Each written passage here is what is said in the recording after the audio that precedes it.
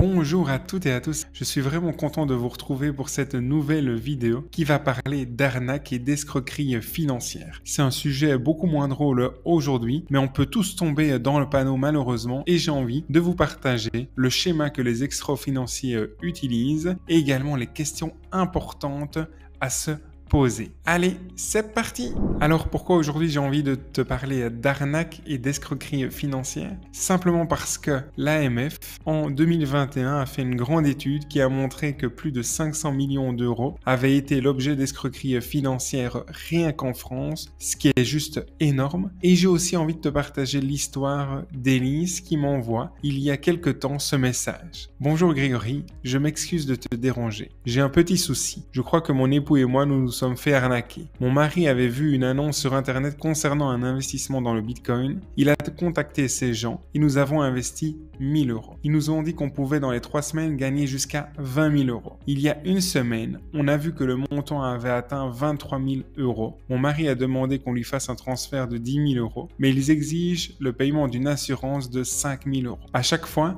nous constatons qu'ils changent de langage. On leur a dit de nous rembourser nos 1000 euros, ils ne veulent pas. En fait, clairement, malheureusement, Elisabeth et son mari se sont fait arnaquer. Et je vais vous expliquer le schéma que les escrocs financiers ont utilisé. Malheureusement, le schéma est souvent le même et il commence toujours par une annonce alléchante sur Internet. En fait, clairement, cette annonce, elle vous donne envie d'en savoir plus, de contacter les personnes responsables du projet. Dans le cas d'Elisabeth et son mari, ils ont vu l'annonce Internet sur un investissement en Bitcoin qui leur promettait de gagner jusqu'à 20 000 euros très rapidement. Ce qu'il peut se passer aussi, c'est que finalement, les escrocs prennent directement contact avec vous via les réseaux sociaux ou encore WhatsApp ou Telegram. Et puis, qu'est-ce qu'ils font? Ils vous vendent du rêve. Ils ont des belles paroles. Ils vous disent que vous deviendrez riche rapidement. Et dans le cas d'Elisabeth et son mari, ils leur ont dit qu'ils pouvaient devenir riches après 3 semaines et gagner jusqu'à 20 000 euros. Ils vous dévoilent en fait des belles photos de montres, de voitures de luxe, de villas de luxe. Et ils dévoilent leur portefeuille, totalement fictif. Bref, ils vous mettent en confiance. Et après vous avoir mis en confiance, vous allez être tenté de faire un investissement minime après longue réflexion. Vous vous êtes senti en confiance et vous vous dites que pourquoi pas investir 500, 1000 ou encore 5000 euros. Et souvent, le premier investissement, il est modeste. Et comme de par hasard, après le premier investissement, quelques jours après, vous allez avoir une première plus-value. Et pour pouvoir vous rassurer, vous allez justement demander de retirer de l'argent. Et souvent, cette première demande de retrait, elle se passe sans aucun problème. Donc vous avez confiance et vous vous dites pourquoi pas investir plus puisque cette méthode d'investissement fonctionne à merveille. Et puis, vous mettez plus, au lieu d'avoir mis 1000, vous mettez 5000, 10 000 ou même 20 000. Et puis, comme de par hasard aussi, quelques jours ou quelques semaines après, vous devenez riche. Vous voyez la valeur de votre portefeuille augmenter très très rapidement. On l'a vu dans le cas d'Elisabeth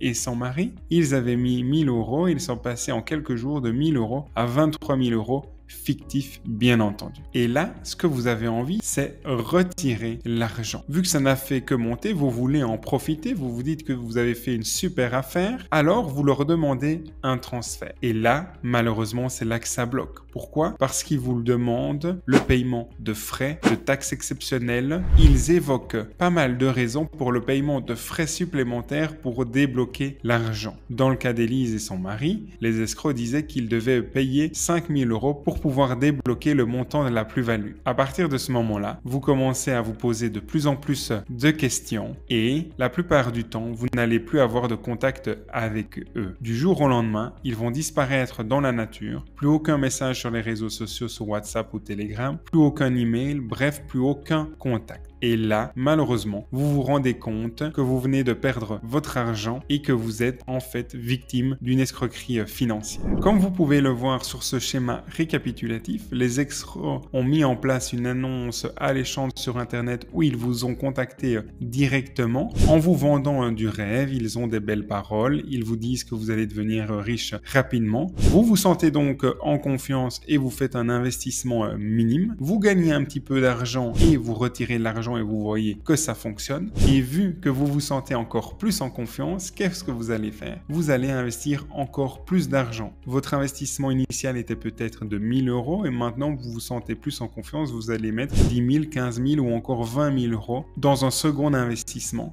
Et vous allez devenir riche super rapidement. Vous allez vouloir retirer l'argent. Et malheureusement, c'est là que ça bloque puisqu'il vous demande des frais et des taxes. Donc de l'argent finalement pour pouvoir retirer de l'argent. Et comme de par hasard, quelques heures ou quelques jours après, vous n'avez plus aucun contact avec eux. Et vous vous rendez compte que vous venez de perdre votre argent et que vous êtes victime d'une escroquerie financière. C'est vraiment important de retenir et de garder en tête ce schéma-là pour éviter de futures déconvenues parce que je connais aussi bien des personnes qui n'ont aucune connaissance dans le secteur financier qui se sont faites arnaquer et je connais aussi des personnes qui ont des connaissances dans le secteur financier qui travaillent même dans le secteur financier ou en banque et qui malheureusement se sont faites également arnaquer. Alors pour éviter toute future déconvenue ou du moins limiter le risque de se faire avoir par une escroquerie financière, je vous invite vraiment à vous poser 8 questions importantes.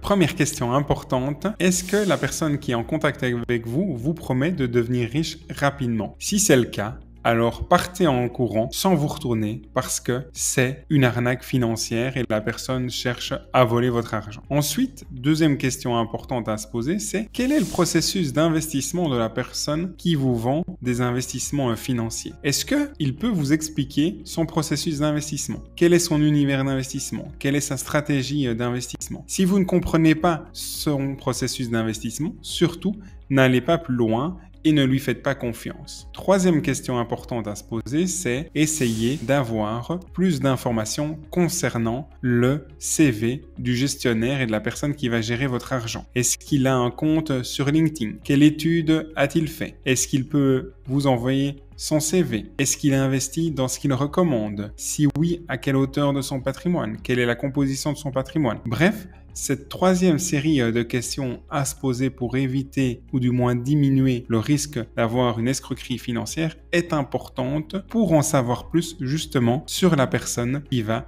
gérer l'argent pour vous. Quatrième série de questions à poser à votre interlocuteur pour essayer de savoir si c'est une fraude ou non, c'est quelles ont été ses performances au cours des dernières années. Est-ce que ces performances ont été auditées? Si oui, par qui? Est-ce que c'est possible de recevoir la preuve de cet audit-là? Ensuite, on va poser aussi la question à l'intermédiaire, quelle est sa méthode de rémunération? Comment il va gagner de l'argent? Est-ce qu'il va prendre une commission de gestion ou d'autres frais? Par qui il est rémunéré? C'est vraiment important de savoir comment il va gagner de l'argent et de poser ces questions-là pour essayer de déceler si c'est une arnaque ou non. Sixième question, c'est la localisation. Quand cette personne-là va vous demander de faire un transfert bancaire, quel est le code IBAN? Est-ce que c'est un code IBAN dans un pays en France, Belgique, Luxembourg, Allemagne ou c'est un code IBAN d'un pays asiatique, d'un pays exotique ou alors d'un pays de l'Europe de l'Est? On voit énormément de schémas d'arnaque avec des pays de l'Europe de l'Est. Et donc c'est vraiment important de se poser la question dans quelle juridiction se trouve le compte bancaire où on vous a demandé d'envoyer l'argent. Et ce que vous pouvez faire aussi, c'est demander justement à votre banque d'identifier à qui correspond le code IBAN qu'on vous a renseigné. Avant-dernière question à poser à votre interlocuteur, est-ce que l'interlocuteur est agréé par l'autorité des marchés financiers en France, ou la FSMA en Belgique, ou la CSSF au Luxembourg, ou la BaFin en Allemagne? Est-ce qu'ils peuvent fournir la preuve justement de cette régulation ou non? Et enfin, la dernière question importante à se poser justement et à poser à votre interlocuteur, c'est est-ce que l'argent que vous allez investir au travers de lui est protégé, par exemple à hauteur de 100 000 € ou à hauteur de 20 000 € pour les titres financiers? Est-ce que finalement l'institution financière qui le représente fait partie du fonds de garantie et de résolution qui se trouve dans différents pays européens? Donc en d'autres termes, est-ce que votre argent est protégé d'une quelconque manière manière oui ou non. Je pense vraiment que c'est important de poser ces 8 types de questions. Ça demande du temps, bien entendu, mais en fait, au plus vous allez poser de questions, au plus la personne va se rendre compte que vous êtes méfiante et il est fort probable que cette personne-là passe à autre chose et ne vous contacte plus parce qu'elle se rend compte que vous êtes très méfiant et que vous prenez le temps justement de bien comprendre ce dans quoi votre argent sera investi. Alors, si malheureusement vous êtes victime de fraude, 2 choses à faire. Première chose, il faut contacter l'AMF ou la CSSF ou la FSMA et je vous mettrai les liens des différents formulaires en commentaire de cette vidéo. Deuxième chose à faire, il faut aller porter plainte à la police et garder toutes les preuves. Les coordonnées du site, les adresses email, les numéros de téléphone, les copies de tous les échanges email, WhatsApp, SMS que vous avez pu avoir avec ces personnes-là et toute autre documentation comme d'éventuels ordres de virement, ordre d'achat, ordre de vente,